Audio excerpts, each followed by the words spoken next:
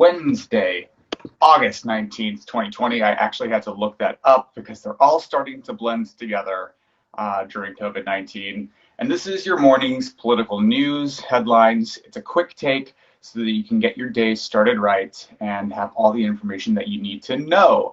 Thank you for joining us. If you like what you hear today, please consider sponsoring this journalism at haps.tv/@AlexMohajer. So we are now on the morning of the third day of the Democratic National Convention. We are now halfway through the convention, and so far it has been a very interesting experience. It's been all virtual, which, as many of you know, or people who watch these conventions know, is different than the normal call to order. These conventions are usually big events with lots of fanfare, lots of pomp and circumstance, lots of crowds and balloons and cheering and speeches, usually multiple hours of coverage every single day on all of the major networks. This time, because of COVID, it has moved to an entire virtual forum, and the first two nights have been a very interesting proposition. So on night one, we had Michelle Obama and Bernie Sanders. Last night, we had former President Bill Clinton. And then we had a very interesting setup, and I want to get into the setup just a bit because I thought it was an interesting way that they handled the night two of the convention. So we did hear from some of the Democratic notables like Bill Clinton, who gave the night's keynote address, you might call it, although because it's only 2 hours of coverage a night this year, all of the speeches are notably shorter than what they might usually be. The roll call vote. So last night, of course, Joe Biden did formally accept the Democratic Party's nomination for President of the United States, making him the formal nominee. It is official.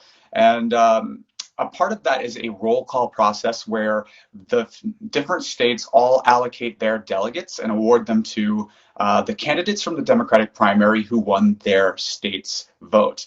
So this time, instead of having a big floor roll call from the convention hall, we cut away to sort of an American travelogue. It traveled all of the states, and we sort of got some great locations and scenery, really notable locations. And in awarding the delegates, we had some interesting people being asked to do that. In Wyoming, we had the parents of Matthew Shepard, who was a young gay teen who was killed in the 1990s, talking about LGBTQ rights. In Florida, we had Fred Gutenberg, whose child was killed at the Parkland shootings, talking about gun reform. And there was a lot of diversity in the people that were selected to represent the different states.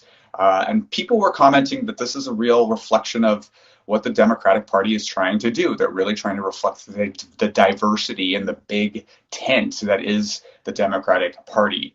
So aside from the roll call, we had some notable speeches from rising Democratic stars. There was a two-minute speech from Alexandria Ocasio-Cortez, which was drawing a lot of criticism online, but it appears that criticism might be unfounded. So here's what's up with that.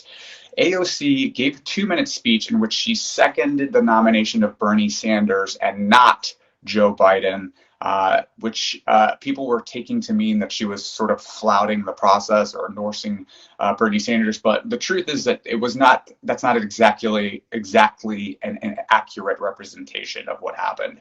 This is a procedural speech that is happening in the normal procedural order of the Democratic Convention's nominating process. So she was asked to give a speech in which she seconded Bernie Sanders' nomination and also speak a little bit about the future of the Democratic Party's platform, which anyone who has watched her knows she's a phenom. She's certainly going to have a rising role in the Democratic Party. So last night, we also heard from former Secretary of State and presidential candidate himself, John Kerry. He was the Democratic nominee in 2004. He did not win that race. He did give a very forceful speech. One of the notable quotes was, "When this president goes overseas, it isn't a goodwill mission, it's a blooper reel." He talked about the Russian bounties on American troops, which was reported earlier, I think last month, that Russians had been putting a bounty on American troops with the Taliban, and that the President of the United States did nothing in response. So, as a former Secretary of State, of course, John Kerry had opinions about that and did say this is a fight for the security of the country and the world. And that segued into a portion about military leaders, former and current, who talked about the danger that Donald Trump poses to national security. We had one of them saying that Trump has had a love affair with dictators in China and Russia. And Colin Powell, a noted Republican who worked in the George W. Bush administration, even spoke on behalf of Joe Biden, which sort of played into a little bit of a theme that we've been seeing emerge over the last 2 days, which is that the Democratic Party is seeking to unify Americans regardless of where they fall on the political spectrum. On Monday night, we had Bernie Sanders. We had AOC last night. We've got Colin Powell, a Republican, a section of former Republican voters and former Republican elected officials. Not to say that the Biden campaign is pivoting to the right, but really to say that the bigger existential threat to the country is not anything but Donald Trump himself, and that even Republicans can see that he is not a Republican and that this isn't the politics as usual or normal. So John McCain even got a shout out posthumously, and we know that the McCain family plans to support Joe Biden. So really, I think what the Biden campaign is saying it's time to rise above tribalism and put away politics as usual and get Donald Trump out. We did get to speak with Dr. Jill Biden during the second night of the convention. Really humanizing and getting to get to know her a little bit and the backstory of the family. What are we talking about? We are talking about the Democratic National Convention, night 2. We are halfway through the Democratic National Convention, and now there are 2 more nights. Tonight, Wednesday night, is the Women of Power segment. I would like to call it the Powerful Women segment because it's a very exciting lineup of notable women. We've got former Secretary of State and Democratic nominee from 2016, Hillary Clinton. We've got the Speaker of the House, Nancy Pelosi, the first and second female Speaker of the House. We have Kamala Harris accepting the nomination for Vice President. We've got presidential candidate and Senator Elizabeth Warren. It should be a very exciting evening. We have a question. How do you feel about the short film before Jill spoke? I thought anything, that's actually pretty normal convention type media when we have these sort of little short films that are meant to humanize the candidates, and I find those very interesting. I'm always more personally interested in hearing what the candidates have to say directly to us, but I do always get a little bit verklempt when they talk about Joe Biden's son, Beau Biden, who passed away, and the tragic accident that took his wife and children many decades ago. So it does humanize him. I do think that it's important to have a president with empathy who understands grief and loss, and I think that makes him very relatable. What's new regarding U.S. Postal Service? I'm glad you asked. There's been a lot of bite back against the proposed cuts to the budget in the U.S. Postal Service by the Postmaster General Louis DeJoy, who is a Trump appointee. Now, people have been protesting in front of the Postmaster General's home for some time, and he is scheduled to appear before Congress to testify as to some of the changes that are happening that are resulting in the slowdown of the U.S. Postal Service ahead of the November election.